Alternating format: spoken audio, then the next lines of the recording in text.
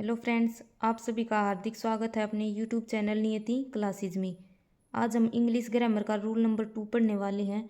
इससे पहले rule number 1 करवाया था, उसमें क्या था, एवरीबडी, नोबडी, नथिंग, समथिंग, ये सब क्या होते हैं, सिंगुलर होते हैं। और उससे रिलेटेड एरर भी करवाई थी। जिस तरह क्वेश्चन एग्जाम में पूछा जाता है वे सभी क्वेश्चंस बताई थी। तो जिसने भी रूल नंबर 1 नहीं देखा है वो जाके ज़रूर देखें। और ये क्लास HTET और SSC में जितने भी मतलब इंग्लिश में एरर पूछी जाती हैं सीधे सीधे रूल करवाए जाएंगे। वीडियो अच्छी लगे तो वीडियो को लाइक, शेयर और चैनल को सब्सक्राइब जरूर करना और वीडियो को लास्ट तक जरूर देखना।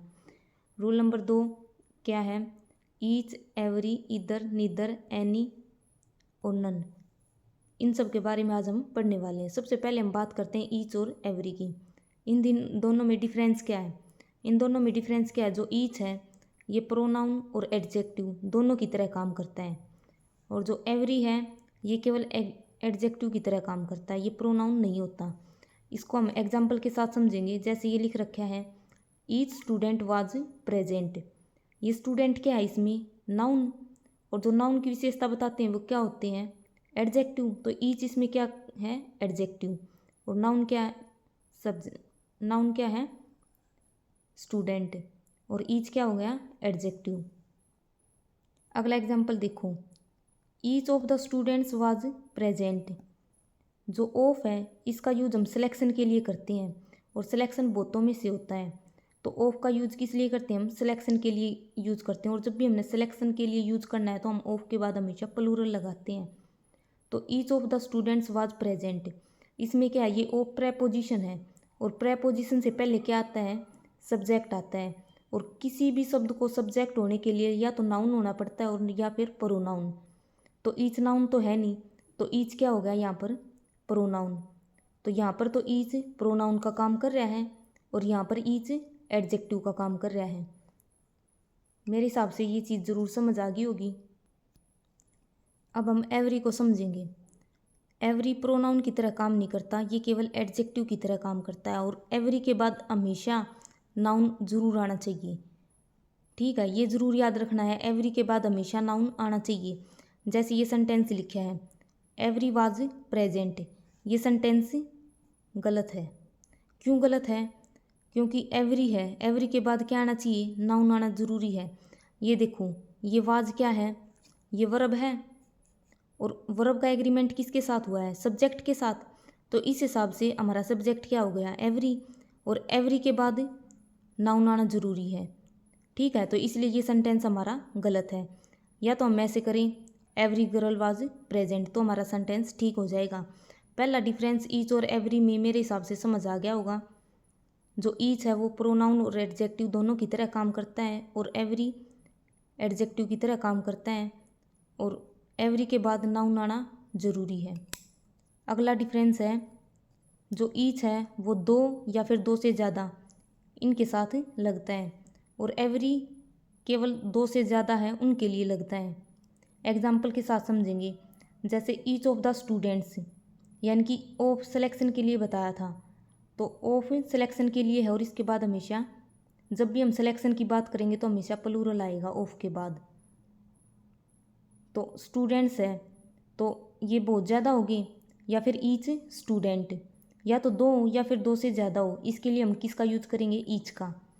और मोर देन टू, एवरी का यूज कैसे करेंगे, जैसे हम कोई भी ग्रुप बना रहे हैं, कलेक्शन किया है, तो हम किसका यूज करेंगे, एवरी का। और ईच और एवरी दोनों क्या होते हैं, सिंगुलर होते हैं। इन्हें हम एग्जाम्पल के साथ समझेंगे बिल्कुल। Each student is present, student क्या हो गया, नाउन, और नाउन की विशेषता कौन बताता है, एडजेक्टिव। तो ईच क्या है यहाँ पर, एडजेक्टिव। ये सेंटेंस हमारा बिल्कुल ठीक है। Each of the students, Khalistan, is आएगा या फिर आर आएगा, प्रेजेंट। अभी देखो ऑफ सिलेक्शन के लिए है, ऑफ के बाद ये प्लूरल आ गया। द स्टूडेंट को देख के हम आर नहीं लगाएंगे कि ये प्लूरल है, नहीं। ऑफ क्या है, प्रेपोजिशन है, और प्रेपोजिशन से पहले क्या आना चाहिए, सब्जेक्ट, और सब्जेक्ट होने के लिए उसे नाउन या प्रोनाउन दोनों में से एक बनना पड़ेगा।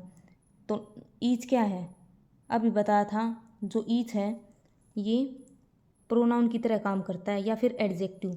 तो इसमें एडजेक्टिव तो ये है नहीं, इसमें देखो ये स्टूडेंट है, ये नाउन है, और ईच है, इसमें नाउन की विशेषता कौन बताता है? एडजेक्टिव। तो इसमें जो ईच है ना, ये एडजेक्टिव की तरह काम कर रहा है। लेकिन इसमें ऑफ से पहले जो ईच है ये सब्जेक्ट होना चाहिए, यानी कि प्रेपोजिशन से पहले सब्जेक्ट आता है, और सब्जेक्ट होने के लिए उसे नाउन या प्रोनाउन होना है। ईच क्या है? प्रोनाउन है। ठीक है। और अभी बताया था जो ईच और एवरी दोनों क्या है? ये सिंगुलर होते हैं। अगर ये सिंगुलर है तो हम क्या लगाएंगे? इज। स्टूडेंट्स को देख के हमने आर नहीं लगाना है। मेरे हिसाब से ये एग्जाम्पल ये समझ आ गया होगा। जो ऑफ है ये प्रेपोजिशन है, प्रेपोजिशन से पहले सब्जेक्ट होता है, सब्जेक्ट को नाउन या प्रोनाउन होना पड़ता है। तो ये ईच क्या है? प्रोनाउन है, और ये क्या है? सिंगुलर है। जो हमारा सब्जेक्ट है, हम सब्जेक्ट के अनुसार हम अपनी वर्ब लगाएंगे। तो ईच हमारा सब्जेक्ट है और ये क्या है? सिंगुलर है। तो इसके हिसाब से हम क्या लगाएंगे? इज। न कि स्टूडेंट को देख के आर लगाएंगे। आई थिंक ये समझ आ गया होगा। आगे है एवरी गर्ल वाज प्रेजेंट। ये देखो वाज क्या है? वर्ब है। गर्ल क्या है? नाउन। और नाउन की विशेषता कौन बताता है? एडजेक्टिव। तो इस हिसाब से जो ये एवरी है ये हमारा क्या हो गया? एडजेक्टिव बन गया। तो ये सेंटेंस क्या है? बिल्कुल ठीक है। और अभी ऊपर ये बताया था कि एवरी है ये क्या होता है? ये एडजेक्टिव की तरह काम करता है, न कि प्रोनाउन की तरह। और जो एवरी है इसके बाद नाउन आना जरूरी है। तो ये एग्जाम्पल देखो, एवरी है इसके बाद नाउन आ रहा है, और नाउन की विशेषता कौन बताता है? एडजेक्टिव। तो एवरी क्या हो गया? एडजेक्टिव। तो ये सेंटेंस हमारा बिल्कुल ठीक है। आगे है every of the girls was present. Of selection के लिए यूज करते हैं, जैसे कभी भी, या फिर इसने रूल समझ लो, अगर वन ऑफ हो, ईच ऑफ हो, इनके बाद हमेशा क्या आएगा? प्लूरल आएगा। ठीक है। जब भी सिलेक्शन की बात होगी, ईच ऑफ, वन ऑफ, इनके बाद हमेशा प्लूरल आएगा। अगर हमने इनके बाद सीधी वर्ब लेकर आनी है तो वो हमेशा सिंगुलर लगेगी। ठीक है। तो इस गर्ल्स को देखकर हम ये वर्ब नहीं लगाएंगे। सबसे पहले हम वर्ब को चेक करेंगे ये ठीक है या गलत है। द गर्ल्स है, कई तो ये समझ लेंगे जो द गर्ल्स है ये क्या है? हमारा सब्जेक्ट है, ये प्लूरल हो गया, तो एरर यहाँ पे होगी, वाज की जगह हम वर्ब कर देंगे। लेकिन नहीं, ऐसा नहीं है, क्योंकि ऑफ क्या है? अभी बताया था, प्रेपोजिशन। प्रेपोजिशन है, और प्रेपोजिशन के बाद क्या होता है? ऑब्जेक्ट होता है। और प्रेपोजिशन से पहले क्या होता है? सब्जेक्ट होता है। और सब्जेक्ट बनने के लिए किसी भी वर्ड को नाउन और प्रोनाउन होना पड़ता है। और अभी बताया था जो एवरी है, एवरी है ये क्या है? एडजेक्टिव की तरह काम करता है। तो हम यहाँ पर ये एवरी क्या हो गया? गलत हो गया। तो हम इसकी जगह क्या लगाएंगे? ईच। मेरे हिसाब से समझ आ गया होगा। तो यहाँ पर क्या आएगा? ईच, क्योंकि ईच ही प्रोनाउन की तरह काम करता है, और हमने यहाँ पर सब्जेक्ट की ज़रूरत है। तो ऑफ से पहले क्या आएगा? सब्जेक्ट आएगा। तो एवरी तो एडजेक्टिव होता है, इसलिए हम यहाँ पर क्या कर देंगे? ईच। तो सेंटेंस क्या हो जाएगा? Each of the girls was present. अगला एग्जाम्पल देखो, ईच स्टूडेंट या फिर स्टूडेंट्स विश या wishes to complete his her their work on time. ये हमने ये बताना है कि ये क्या आएगा इनकी जगह पर। तो ये देखो ईच है, ईच क्या होता है? सिंगुलर। अगर ये सिंगुलर है, ठीक है, लेकिन इसके बाद क्या आ रहा है? नाउन आ रहा है, यानी कि ईच के बाद हमने नाउन लगाना है। और नाउन की विशेषता कौन बताता है? एडजेक्टिव। तो इस हिसाब से ईच यहाँ पर क्या है? एडजेक्टिव का काम कर रहा है। ठीक है। और कभी भी मतलब ये क्या होगा? ईच के बाद प्लूरल नहीं आएगा। ठीक है। तो यहाँ पर क्या आ जाएगा? स्टूडेंट। अगर ईच स्टूडेंट, अगर हमारा सब्जेक्ट सिंगुलर है तो हमारी वर्ब भी क्या आएगी? सिंगुलर आएगी। और वर्ब, जब वर्ब में ई एस लगता है तो वो सिंगुलर बनती है, और सीधी होती है वो प्लूरल में होती है। तो जब भी वर्ब को साथ एस या ई एस लगता है तो वो सिंगुलर बनती है। तो इसके साथ क्या आ जाएगा? Wish is, his, her, there.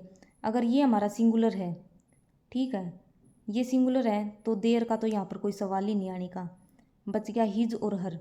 अब देखो स्टूडेंट है, स्टूडेंट में गर्ल्स भी होती हैं और बॉयज़ भी होते हैं, तो ये कॉमन जेंडर हो गया। और जब भी कॉमन जेंडर होगा, या फिर जैसे टीचर है, ये भी क्या है? कॉमन जेंडर है। ठीक है। तो उसके लिए हम हमेशा जो मेल का होता है वो लिखते हैं, तो यहाँ पे क्या आ जाएगा, हिज। आई थिंक ये समझ आ गया होगा एग्जाम्पल।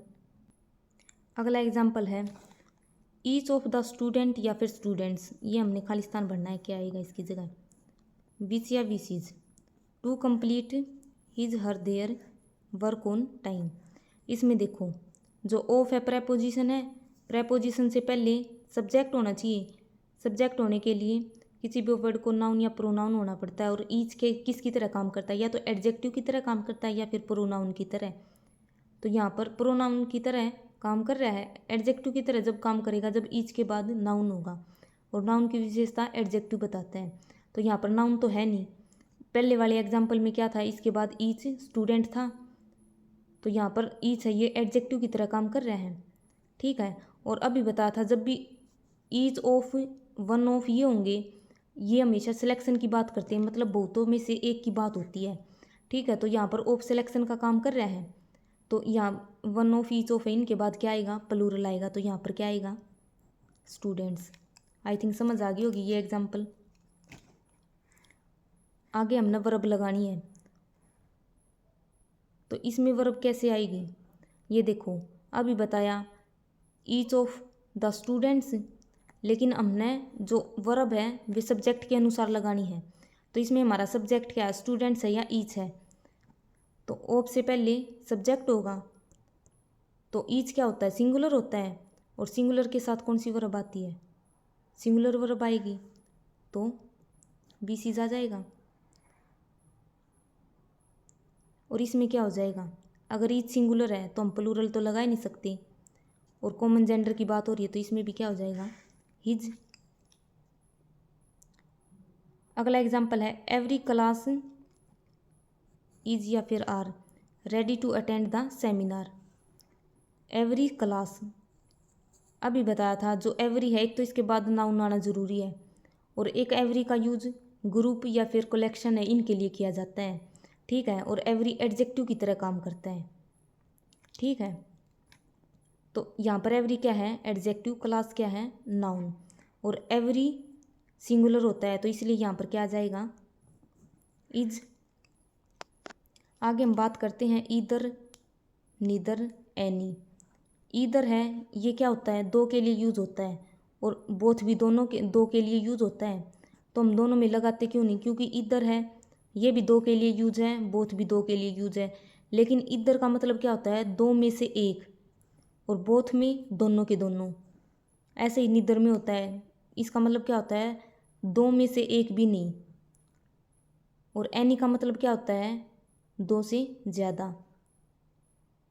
और नन का मतलब क्या होता है, बहुतों में से एक भी नहीं। और इन तैयार बहुत बार पूछी जाया करें। इनके एग्जाम्पल के साथ हम इन्हें समझेंगे। जैसे ये है none of the two student did the work. इसमें देखो दो की बात हो रही है, दो स्टूडेंट की, और दो के लिए हम क्या यूज करते हैं, नीदर। तो इसकी जगह क्या आ जाएगा, नीदर।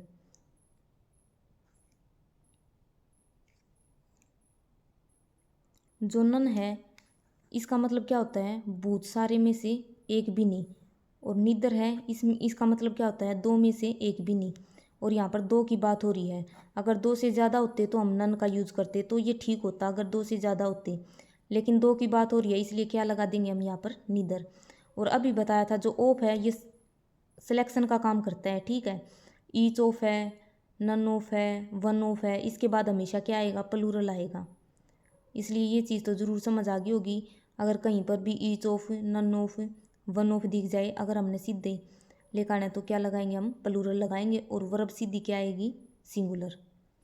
अगला एग्जाम्पल है mister Sharma has 3 sons. Mister Sharma के 3 पुत्र हैं। Neither of them is hard working. तो 3 सन्स की बात हो रही है, और यहाँ पर क्या है, नीदर। नीदर तो दो के लिए यूज होता है, यानी कि दोनों में से एक भी नहीं। और यहाँ पर 3 की बात हो रही है, तो यहाँ पर क्या हो जाएगा, नन हो जाएगा, ठीक है। तो नीदर की जगह क्या हो जाएगा, नन। अगला एग्जाम्पल है any of the two student will complete the project. यहाँ पर किसकी बात हो रही है, दो स्टूडेंट की, लेकिन एनी है, इसका यूज किस लिए होता है, दो से ज़्यादा के लिए होता है। अगर हमने दो की बात करनी है तो हम किसका यूज़ करेंगे, इधर का। तो एनी की जगह क्या हो जाएगा, इधर। इधर का यूज़ होता है दो के लिए और एनी का यूज़ होता है दो से ज़्यादा के लिए। तो एनी की जगह क्या हो जाएगा, इधर। अगला एग्जाम्पल है none of the pens is आएगा या फिर आर वर्किंग। अभी बताया था none of, each of, one of, इसके बाद हमेशा प्लूरल आएगा तो पेन्स हो गया।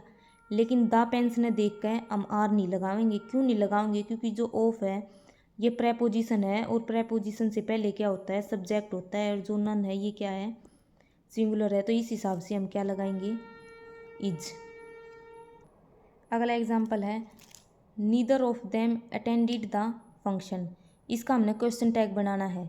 और इससे पहले वाला जो रूल नंबर 1 है उसमें भी मैंने क्वेश्चन टैग जरूर बताया था। मतलब इनसे रिलेटेड जो भी एरर आएगी वे सब उस रूल में करवाई जाएंगी।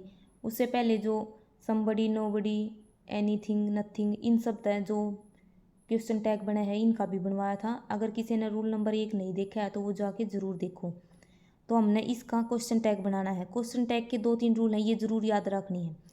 अगर हमारा सेंटेंस पॉजिटिव है तो जो टैग है वो नेगेटिव में बनेगा। अगर हमारा जो सेंटेंस है वो नेगेटिव है तो टैग क्या में बनेगा, पॉजिटिव में।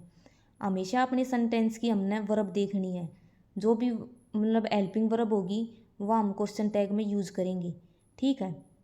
तो इसमें देखो neither of them attended the function, और इसके लिए हमने टेंस देखना पड़ेगा। जो कर जैसे कि अटेंडेड है तो हमने इससे पता चला कि पास्ट का सेंटेंस है, ठीक है। तो पास्ट में कौन सी जो हेल्पिंग वर्ब है जो यूज़ करते हैं हम, डिड। तो इसमें हेल्पिंग वर्ब क्या आएगी, बाहर निकलेगी, डिड। सेंटेंस क्या है, नीदर। नीदर का मतलब क्या होता है, दोनों में से एक भी नहीं। मतलब हमारा सेंटेंस नेगेटिव है तो हमारा क्वेश्चन टैग क्या बनेगा, पॉजिटिव। तो डिड। और ये देखो neither of them attended the function, तो जो हमारा सब्जेक्ट है उसके हिसाब से हम देखेंगे तो क्या हो जाएगा, डिड दे। अगर वीडियो अच्छी लगे तो वीडियो को लाइक, शेयर और चैनल को सब्सक्राइब जरूर करना। और वकैब की भी बिल्कुल रूट वर्ड के साथ क्लास शुरू कर रखी है, उसे भी जाके ज़रूर देखना। और बढ़िया बढ़िया कमेंट भी कर दिया करो ताकि मेरा भी जी कर जाए वीडियो बनाने का। वीडियो ने ज़्यादा से ज़्यादा शेयर करना।